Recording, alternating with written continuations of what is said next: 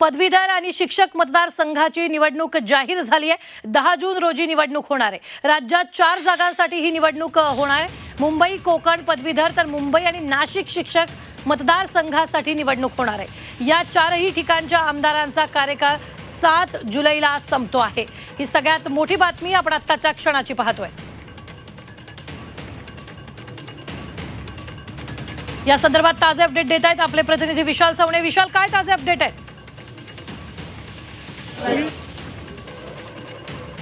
काही तांत्रिक कारणामुळे आपला संपर्क त्यांच्याशी तुटलेला आहे, मात्र आपण पाहतोय पदवीधर शिक्षक मतदारसंघाची निवडणूक जाहीर झालेली आहे। नाशिक मुंबई कोकण विभागाची निवडणूक होणार आहे। 10 जूनला ही निवडणूक होणार आहे। पदवीधर शिक्षक मतदारसंघाची निवडणूक जाहीर झालेली आहे। ही सगळ्यात मोठी बातमी आपण पाहतोय। या संदर्भात ताजे अपडेट देत आहेत आपले प्रतिनिधी विशाल। विशाल, काय ताजे अपडेट?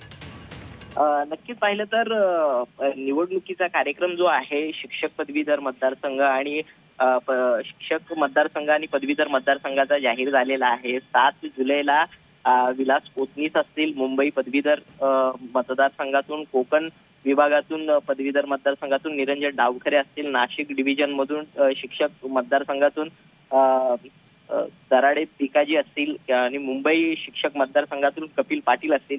यांचे कार्यकाळ जो आहे तो 7 जुलैला संपत आहे। मात्र 1 महिना अगोदरच या निवडणुका ज्या आहेत त्या जाहीर होत आहेत। 10 जूनला यासाठी मतदान होतंय। मुंबई, नाशिक आणि कोकण विभागाच्या 10 जूनला मतदान होतंय। पदवीधर व शिक्षक मतदारसंघाची निवडणूक जी आहे ती जाहीर झालेली आहे आणि 10 जूनला त्याचं मतदान जे आहे ते होत आहे। राज्यात 4 जागांसाठी। धन्यवाद विशाल ताजे अपडेट देण्यासाठी। आम्ही वेळोवेळी तुमच्याकडून या संदर्भातले ताजे अपडेट घेत राहणार आहोत।